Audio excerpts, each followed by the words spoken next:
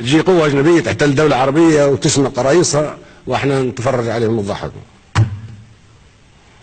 ابو عمار قعد في الأسر كم عام واحنا نتفرج عليه ونعقد قمة بدون ابو عمار. ليش ما قلنا القمة ما تنعقدش لغاية ما يطلع ابو عمار من الأسر واخيرا سمموه وقتلوه؟ ليش ما نحقق نمشي لمجلس الأمن نحقق بمقتل ابو عمار؟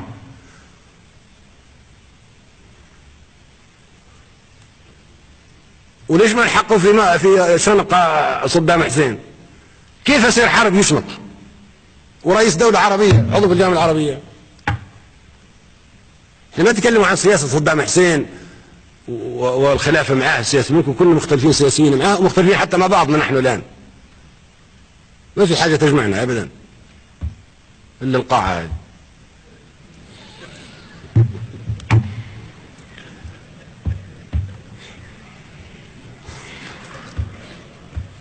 ليش ما يكون فيها تحقيق في مقتل صدام حسين؟